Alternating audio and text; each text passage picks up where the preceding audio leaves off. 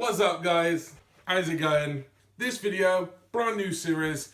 This is going to be the discussion show about the past WWE Raw. So yeah, if you might be wrestling fans, you might not be, you probably are. Yeah, so this is just my thoughts on this week's edition of Raw. And obviously we'll have special editions about all the pay-per-views that are coming up. So the next one will be about No Mercy in a couple of weeks' time. Let's do this.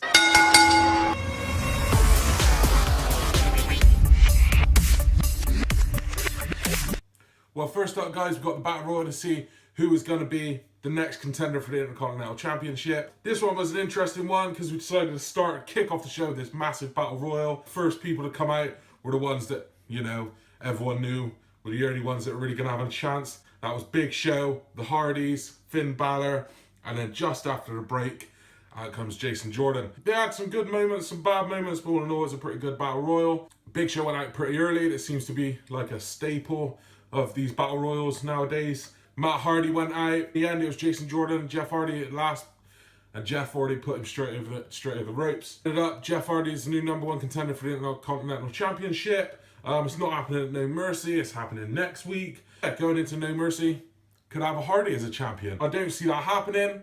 I think he's probably going to lose by some iffy decisions. Help from the Miz Taraj. Have his rematch then at No Mercy. But what I think the thinking behind this, obviously, is the eventual heel turn from Matt Hardy, turning into Broken Matt. And, you know, that's what we all want to see, you know, and then they'll be feuding over the Intercontinental Championship. That's what I'm seeing anyway, and it's probably what everyone else is seeing. A bad point in this match was, you know, Finn Balor. As soon as I heard his music, I was like, halfway through this match, Bray is coming out.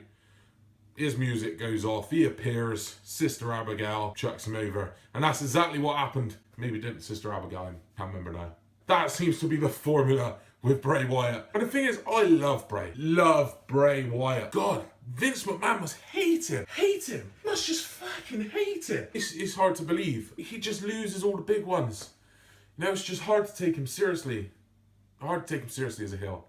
Does anyone? I don't think they do. Does anyone? No, I don't think they do. But saying that, another good point on it was that there was no massive, you know, very fast push for Jason Jordan, which everyone was, you know, you're a bit worried about it, you know. WWE these days, they don't like doing it slow. They like just go, bang, here, have Jason Jordan now. That's what they're like. That's what WWE do. People just don't like it. Hint, hint, Roman Reigns. Next up, we had a Cruiserweight match. Just a bit drab, you know. I don't think the main roster does them any justice. But the Cruiserweight Classic, absolutely brilliant. Cruiserweights on Raw. It's just not the same thing, is it? It's just not the same thing. Does anyone care? Does anyone?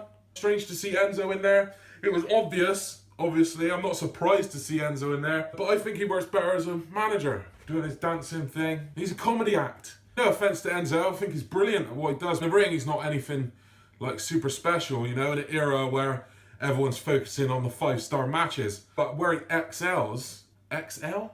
That's fucking Microsoft. Where he excels,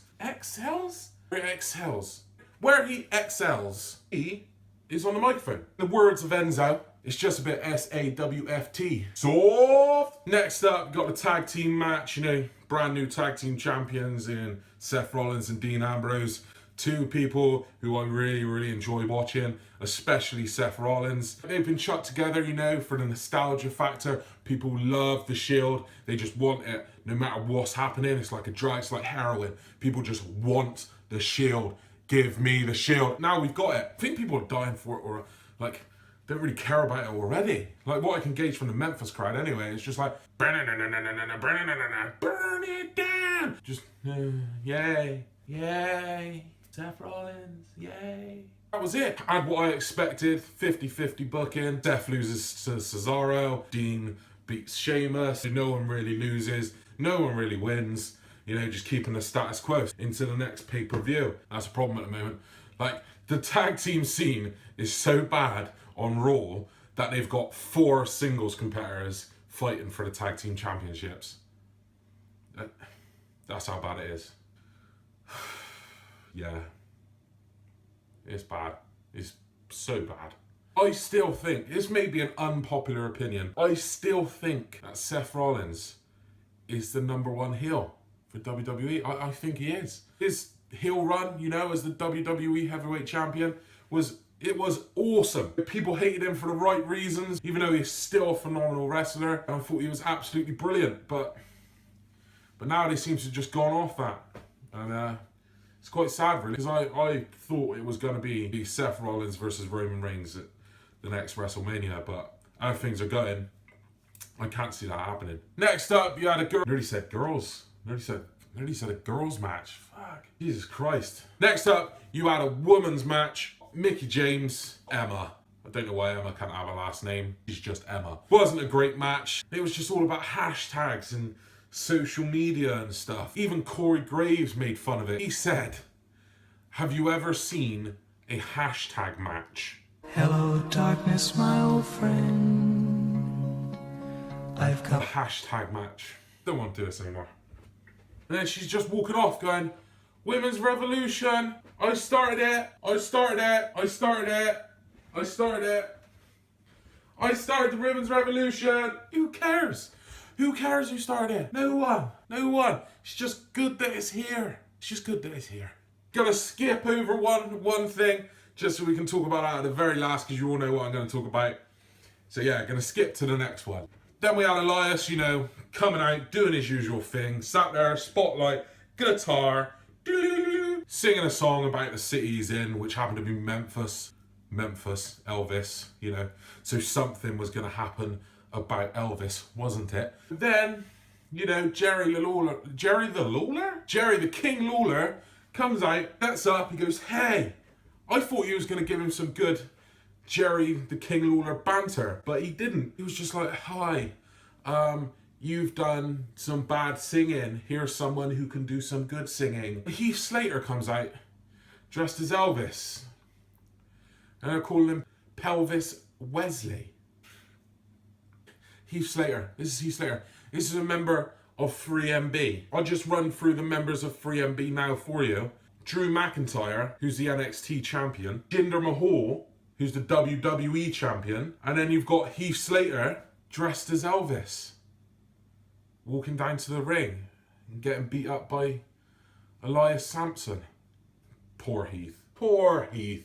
Next up, you got Banks versus Bliss. This was a decent match. Crowd were a bit flat because of the Elvis thing, because that was just like ridiculously terrible. And the one before that as well, which I'll get into later. The crowd's not for it. The match seems worse when in actual fact it was a pretty good match. Every single time I see Alexa Bliss in the ring, I get a little bit more impressed every single time, because she's not a wrestler, a weightlifter, and she's doing a really, really good job, and she's learning every single week to be, you know, better in the ring. She's got the promo stuff down. She's probably the best at that, other than Charlotte, who's just, well, Charlotte, she's good at everything, isn't she? It was a good match. It was a good match.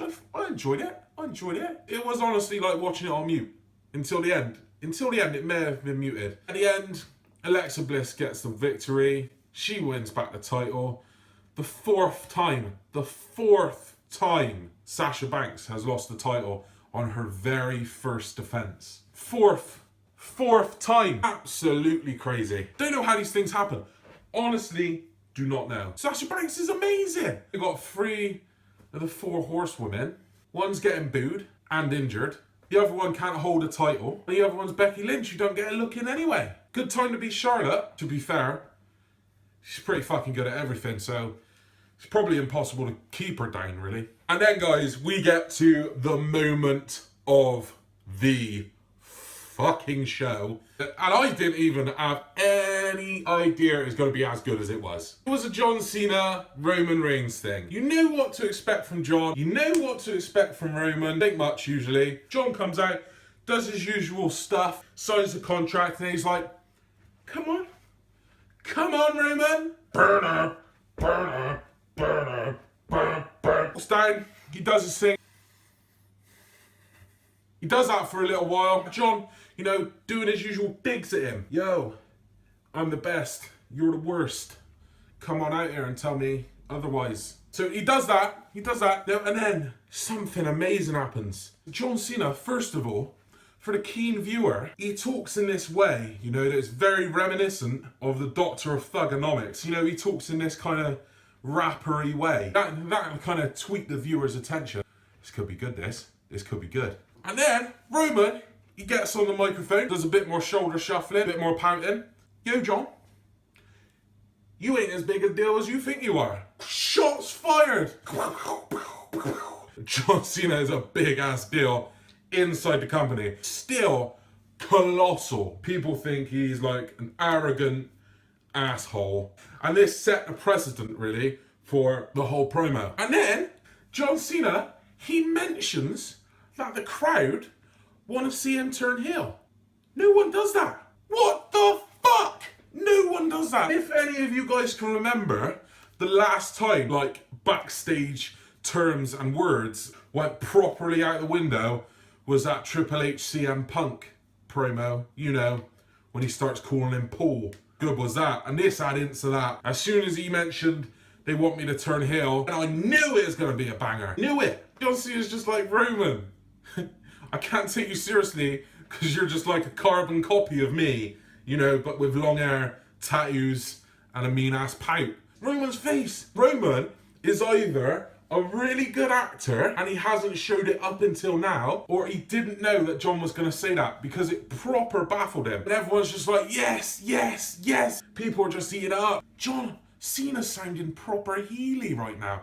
He's going proper heels. Heel John Cena. I haven't seen that in years and they're loving it. I was loving it too. I was fucking enjoying that shit. And then Roman, he kind of goes, well, John. He looks up, he realises he's forgot his words. John Cena, he is on it like fucking Sonic. In front of everyone. And remember your words, you know, spit it out, mate. Spit it out. You can see on Roman's face, he's just boiling with rage. Help me out here, John, you're not fucking helping me here. I'm gonna fucking spear you through the fucking floor, you little fucking... And he goes, it's just a promo, mate. You've all done them. Come on. Then he goes, you know, breaking the fourth wall. This is John Cena. Deadpool John. Deadpool John. Giving all the jokes. Probably the best moment of the year is a good Roman Reigns promo. It just happened out of nowhere. Things can get a little mixed up. And that's what makes WWE great. Some things happen that are fake. Most things happen that are fake. Some things happen that are real but look fake. Some things that are fake but look real, right? And I don't know what one of these last two things was what happened with Roman. To me, it looked like he went, fuck, I forgot my lines. I'm just gonna go fucking ballistic on him. He went mental, he went at him, he called him a bitch twice. Guys, you know, swearing on WWE TV doesn't happen often. Earlier in the night, Brock had already said, you bitch. He done their one quota of bitches tonight. Twice. Called him a bitch. And he's like, money grabber. You money grabber, John. Money grabber, me. People were eating it up. I was eating it up. And even John, he was walking back and forth. Fuck me. Roman Reigns just did a sick promo against me. John was just like, you can see him, he's like charging like a fucking battery. He's just like sparks are coming off him. Right, fucker's going down. So, Roman, took you 5 years to do a good promo. Shots fired again. Mental.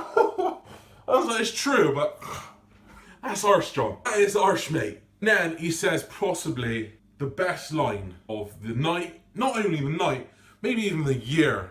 Probably the words every single person wants to say to Roman Reigns, but can't. Probably wouldn't because he'd beat the living shit out of you in real life. If you think he wouldn't, you need your fucking mind checked out. He goes up to him, he goes, and I'm paraphrasing here, I do it better part-time than you can full-time. Boom! Shots fired again! And it is a proper just drop the mic moment. Fucking swags off. He's just like, sign the fucking contract. Sign the contract now! And then he does. That was just like a moment where it was like Roman just went, I'm fucking beat here. I've done my best promo work ever. And Cena's still better than me. They got a bit of shit, you know. The club came out. Up until the club coming out, or Gallows and Anderson, how they like to be called now, it was awesome. If it was real, then they probably went back and had a bit of an argument about it. If it was all planned, they probably went back. They walked into the dressing room. There's probably Vince there, just fucking walks up to him. He's like, that's fucking amazing. It was really good. If you haven't watched it, you need to go fucking watch that promo. That was my roundup of this week's Raw. Let me know what you thought in the comments. like, share, and subscribe. See you next week.